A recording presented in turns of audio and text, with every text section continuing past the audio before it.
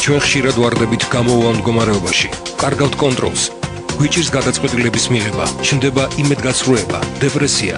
წარუმატებლობაში ვარ და ნაშაულებთ ყველას. ვეძებთ მიზეს, მაგრამ ვერ პოულობთ. ჩვენ მზად ვართ გაგიწიოთ თანადგომა და გავუთმოთ 1 საათი პროფესიონალ ფსიქოლოგებს. ფსიქოლოგის საათი, რადიო იმედზე. ნინო მეუნარგიასთან ერთად. გადაცემის სპონსორია ჟორდანიას კლინიკა. თანამედროვე ტექნოლოგიებით აღჭურვილი კლინიკური ლაბორატორიული და ინსტრუმენტული დიაგნოსტიკა. მომსახურების მაღალი ხარისხი და კვალიფიციურ პროფესიონალთა გუნდი თქვენს სამსახურში. ჟორდანიას ინსტიტუტი 55 წლიანი გამოცდილების, მყარი ტრადიციებისა და თანამედროვე ტექნოლოგიების სრულყოფილი სინთეზი. მოგესალმებით, ეთერშია გადაცემა ფსიქოლოგის საათი, მე ნინო ვარ მეუნარგია. დღეს საუბრის თემაა ჭარბი წონა.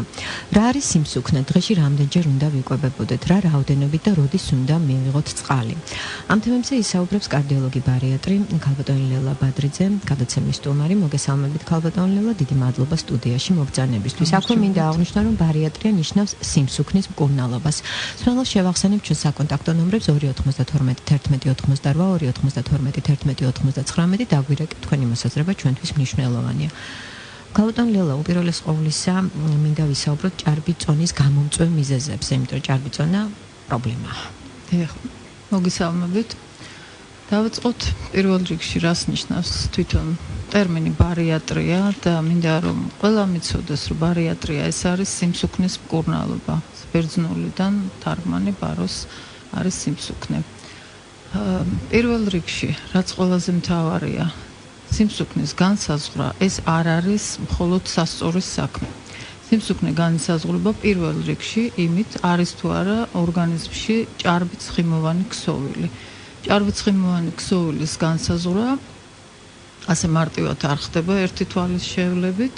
ეს არის ძალიან მნიშვნელოვანი ერთეული, რომელიც განსაზღვრება დღეისათვის უკვე თანამედროვე ტექნოლოგიები იძლევა იმის საშუალებას, რომ განსაზღვროს ახალი მეთოდიკა არის, ეს არის ბიოიმპედანს ანალიზატორული მეთოდი, კვლევა, სადაც ხდება ორგანიზმის მთელი შემადგენლობის შესწავლა. რა შედის ახლა აქ? ორგანიზმის შემადგენელი კომპონენტები. ძალიან ისე მარტივად რომ ჩამოვაყალიბოთ, ეს არის პირველ რიგში ცხიმები, წყალი, ძვალკუნთოვანი სისტემა. აქედან გამომდინარე, ახალი მეთოდიკა იძლევა იმის საშუალებას, რომ ზუსტად განსაზღვროთ ზუსტად ის პროპორციული დამოკიდებულება წყალსა და ცხიმოვან ქსოვილს შორის, რაც შემდგომ ხდება უკვე შემდგომი კვლევის მიზეზიც და შემდგომ უკვე მკურნალობის მიმართულებას ვიღებთ ფაქტურად აქედან. იცით რა, ცხიმების დაგროვება ყოველთვის ასოცირდება ჭარბ წონასთან, თუმცა ეს ასე არ არის. შეიძლება გამხდარ ადამიანსაც ჰქონდეს დიდი რაოდენობით ცხიმები და მინდა ამ თემაზე ვისაუბროთ.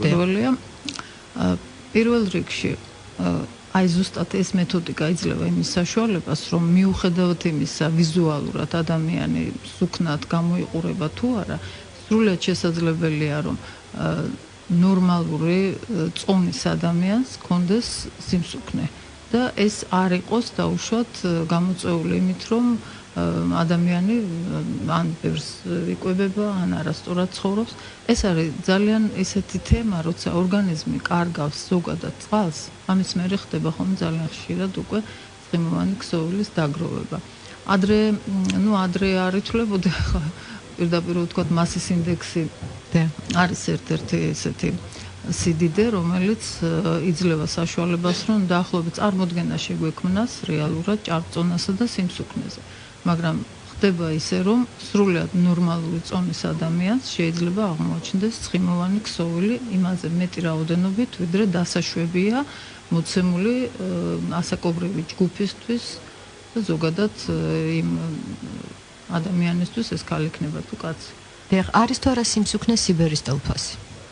მოდით ასე ვთქვათ, როდესაც გვაქვს სიმსუქნე, ანუ ცხიმოვანი ქსოვილის სიჭარბე, ეს უკვე ნიშნავს, რომ ყველა მეტაბოლური პროცესი არის შენელებული და შესაბამისად აქ ხდება უკვე მეტაბოლური ასაკის, ანუ ბიოლოგიური ასაკის ავტომატურად ხდება მომატება. ანუ ქრონოლოგიური ასაკი აღარ ემთხვევა მეტაბოლურ ასაკს და პირდაპირ შეგვიძლია ვთქვათ, რომ ეს უკვე სიბერია. ხშირად, როდესაც ადამიანი იმატებს წონაში, თვითნებურად იწყებს დიეტას. რამდენად მისაღებია და ხანდახან უზიარებენ ერთმანეთს. დაუშვათ, შეიძლება თუ არა, რომ ქალმა და მამაკაცმა ერთი და იგივე დიეტა დაუშვათ დაიცვას, ან და საერთოდ მისაღებია თუ არა ამ დიეტის გაზიარება. ზუსტად ის შეკითხვა, რომელიც მე მინდოდა რომ დაგესვათ, ეს არის ის თემა, რომელიც აბსოლუტურად განასხვავებს მამაკაცის სიმსუქნეს ქალის სიმსუქნისაგან. მამაკაცებში როგორც წესი ხშირია უფრო ეს არის აბდომინალური, ანუ ვისცერალური ცხიმის მომატების შემდგომი გასუქება. ვისცერალური ცხიმი უბრალოდ მინდა აღნიშნო, რომ ეს არის ის ცხიმი, რომელიც აკრავს მუცლის ღრუში არსებულ შინაგან ორგანოებს და შესაბამისად უკვე ხელს უშლის ყველა ორგანოს ფუნქციონირებას, რომელიც არის მუცლის ღრუში. მამაკაცებში ეს არის უფრო მკვეთრად გამოხატული. ქალურ სიმსუქნეებს რაც შეეხება, აქ არის უფრო კანქვეშა ცხიმის ხარჯზე მომატებული ზოგადად ცხიმოვანი ქსოვილის რაოდენობა ორგანიზმში, პროცენტული რაოდენობა. თუმცა აქაც უკვე აი ზუსტად ეს ბიოიმპედანს ანალიზატორი გვაძლევს იმის საშუალებას, რომ თუნდაც ქალის ორგანიზმში უკვე სეგმენტურად განსაზღვროთ, როგორი ტიპის გასუქებასთან გვაქვს საქმე. არის ეს მამაკაცური ტიპის გასუქება, როდესაც აქ უკვე ფაქტიურად ანდროგენების რაოდენობა არის ქალის ორგანიზმში მომატებული და შესაბამისად მამაკაცებშიც არის სიმსუქნე ასევე ქალური ტიპის, როცა უკვე მომატებული არის ესტროგენების რაოდენობა. შესაბამისად უკვე ქალი, რომელიც დაუშვათ მამაკაცური სიმსუქნით ხვდება ჩვენ, აქ უკვე ვიზუალურადაც განსხვავებული, აქ უკვე ზემოთ არის ძირითადად ეს ცხიმი განლაგებული ზედა სეგმენტისკენ და მამაკაცებში პირიქით ქვემოთა ქვედა კიდურებისკენ მოდის უკვე ცხიმის რაოდენობის გადამყარება. ხშირად დიეტის თანხმლებია დეპრესია. არიან ადამიანები, რომლებიც ვეღარ უძლებენ დაუშვათ დიეტას და შემდეგ თავს ანებებენ. შესაბამისად, რასაკვირველია, ვეღარ იკლებენ წონაში. არა და ძალიან ხშირად სიმსუქნესთან ახლავს სხვადასხვა დაავადებები. და რომელ დაავადებებზეა საუბარი? პირველ რიგში მოდით ვთქვათ ის, რომ დღეისათვის ხედვა სიმსუქნის გამომწვევ მიზეზებზე არის განსხვავებული. ეს მხოლოდ კვებასთან აღარ არის დამოკიდებული, კვებითი ქცევებიც იცვლება, მაინც სიმსუქნე ფსიქოგენურ დაავადებებს ეკუთვნის და ის სტრესი, რომელშიც არის ადამიანი და ზოგადად საზოგადოება, ეს არის ერთ-ერთი უსერიოზულესი გამომწვევი მიზეზი სიმსუქნისა. და აქედან გამომდინარე უკვე ის დიეტა, რომელიც ზოგჯერ თვითნებურად იწყებენ, ხო, კიდევ დამატებითი სტრესი ხდება თავისთავად და უკვე მანკიერი წრე იქნება და იმის მაგივრად, რომ ადამიანი იგივე წონაში დაიკლოს, გააქტიურდეს და რაღაცა ესეთი ჩვეულებრივად ჯანსაღად იცხოვროს, უკვე იკეტება სახლში და უკვე პრობლემები ემატება ზოგადად ფსიქოლოგიური ხასიათის. გასაკვირველია ეს ნამდვილად არ არის სასურველი. და ფაქტია, რომ დიეტა სპეციალისტის გარეშე წარმოუდგენელია. სპეციალისტის ჩარევით უნდა მოხდეს. გასაკვირველია და ზოგჯერ შეიძლება დიეტა არც იყოს საჭირო და უბრალოდ შეცვალოს თავისი ცხოვრების წესი, იგივე ჰიპოდინამიიდან გადავიდეს აქტიურ ფიზიკურ დატვირთვაზე.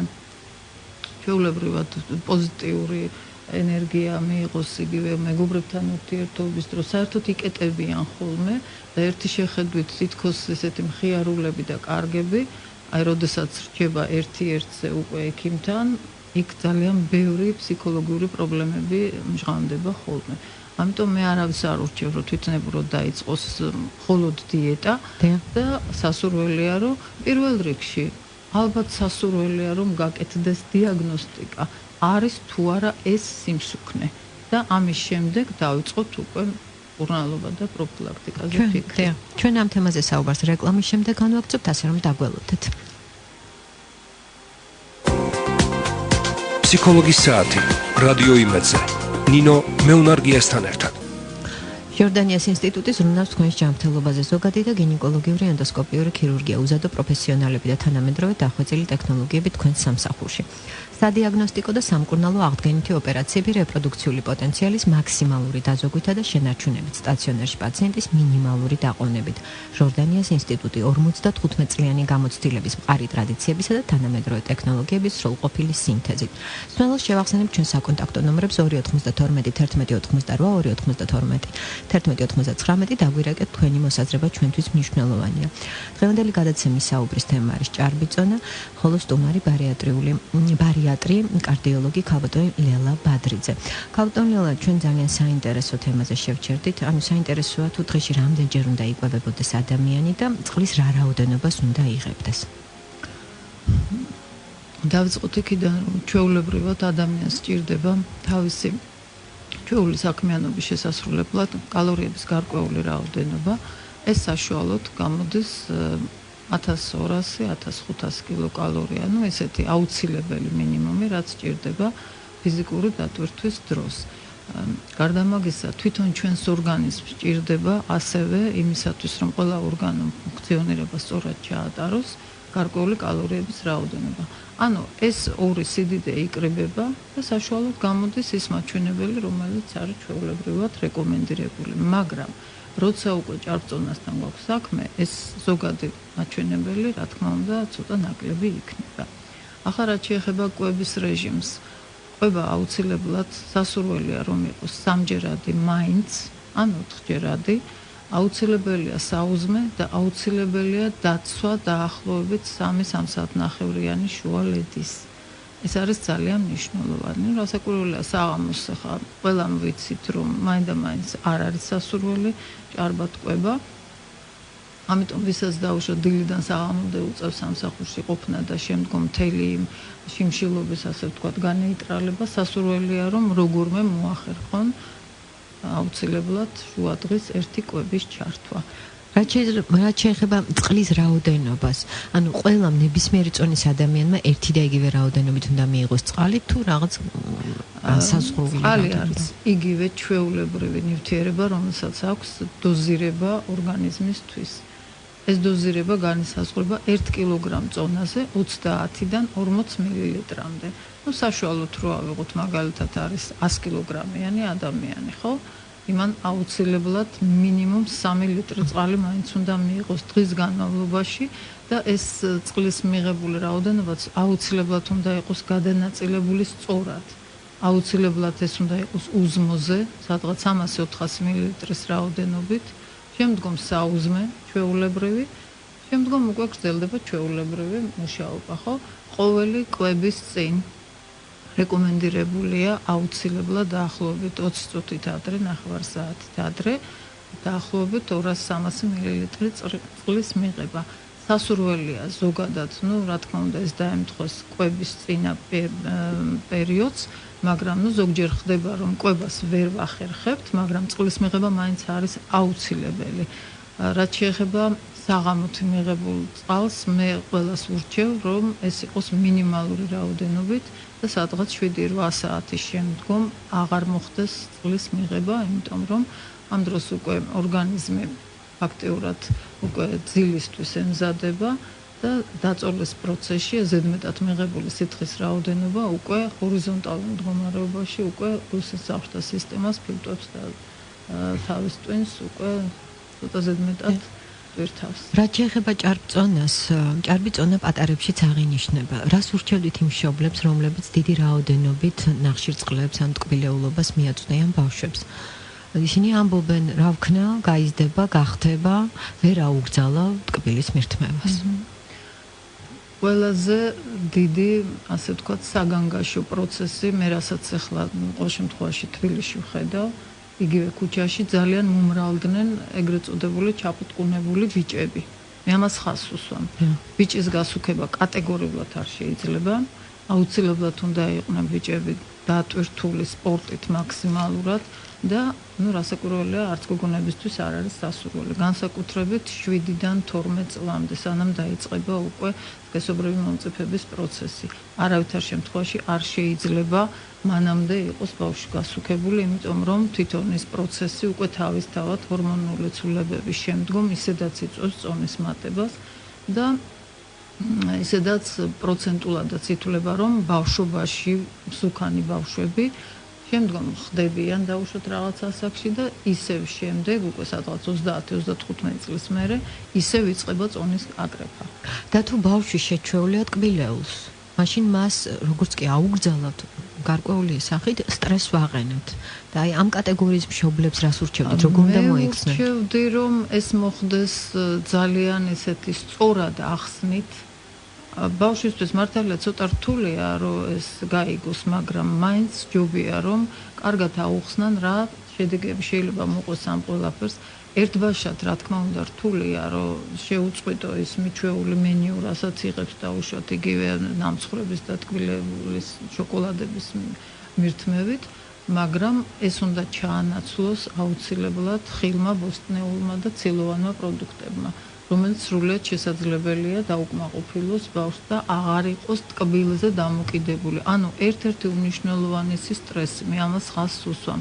21 საუკუნეში ეს არის ნახშირწყლოვანი სტრესი, უბრალოდ ჩვენი ორგანიზმი იმდენის გადამუშავებას, იმდენის მოხმარებას აღარ შეუძლია. მოკლედ ჩვენს ორგანიზმს ამდენის გადამუშავება და ეს უკვე თავისთავად უკვე დამატებითი პრობლემების გაჩენის საშიშროებას ქმნის, თუნდაც ის, რომ შაქრიანი დიაბეტის მეორე ტიპი, ეს არის უკვე აბსოლუტურად შეძენილი და ძალიან ბევრი რამე დამოკიდებულია კვებით ქცევის წესებზე. მსმენელი შეკითხვაა შემოსული, როგორ ვებრძოლოთ ბულიმიას?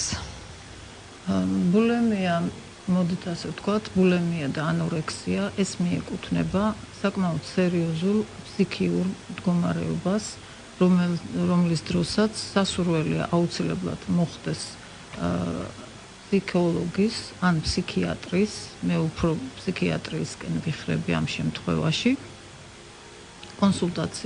კონსულტირებული იქნეს პაციენტი და ზოგჯერ ეს არის აბსოლუტურად სერიოზული დაავადება, ფსიქიური პრობლემა.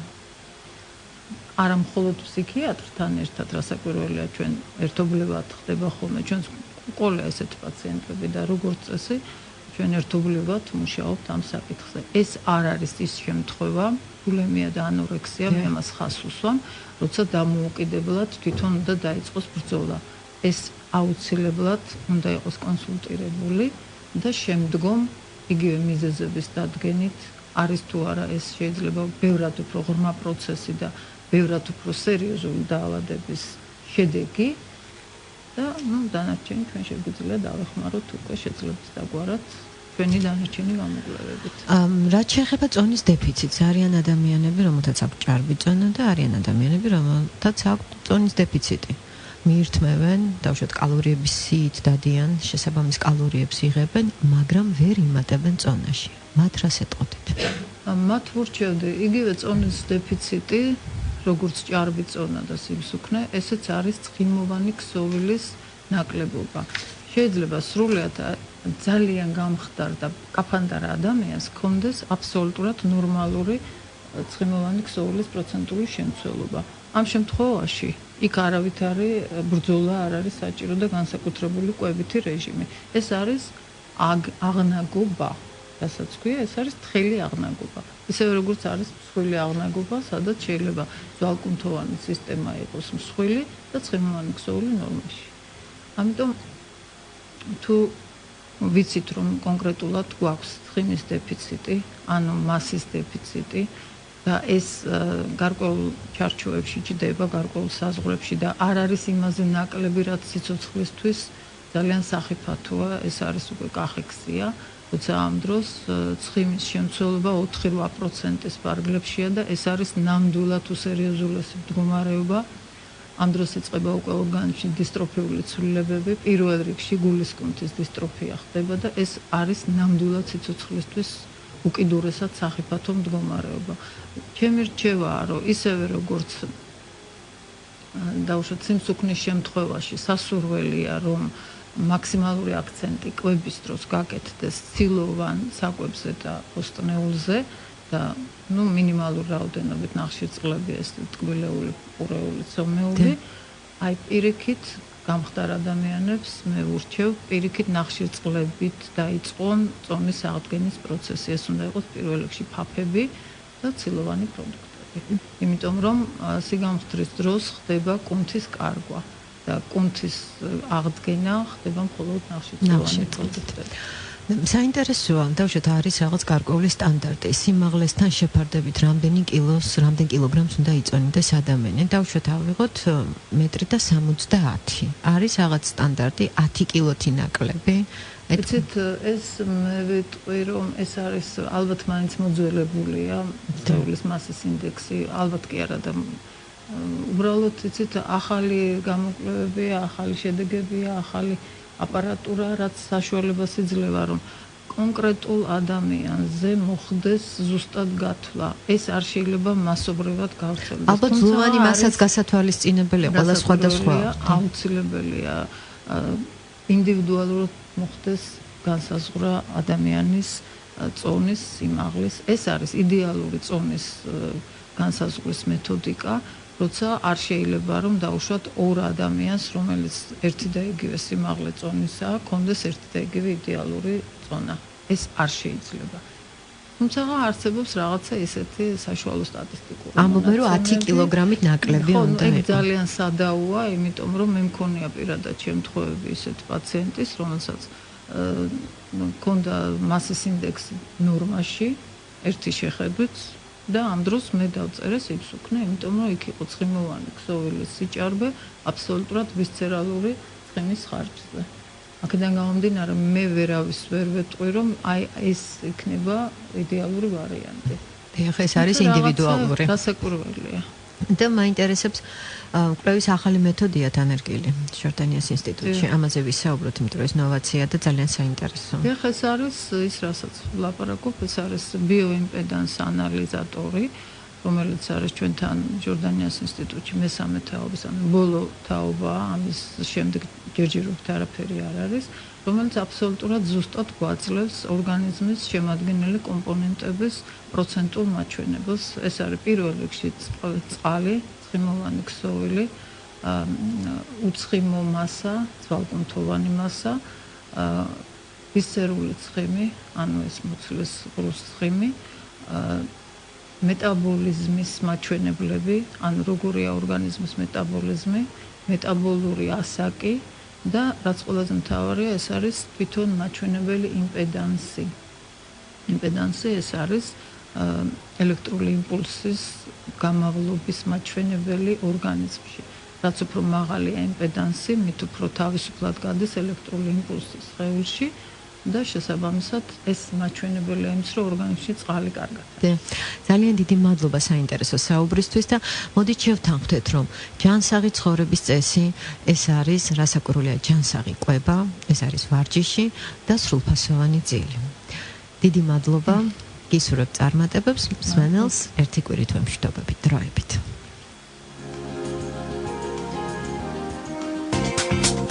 ჩვენ ხშირად ვარდებით გამოვავალ მდგომარეობაში. კარგავთ კონტროლს. გვიჭირს გადაწყვეტილების მიღება, ჩნდება იმედგაცრუება, დეპრესია. წარუმატებლობაში ვარ და ნაშაულებთ ყველას. ვეძებთ მიზეზს, მაგრამ ვერ პოულობთ. ჩვენ მზად ვართ გაგიწიოთ თანადგომა და დავუთმოთ 1 საათი პროფესიონალ ფსიქოლოგებს. ფსიქოლოგის საათი, რადიო იმედზე. ნინო მეუნარგიასთან ერთად.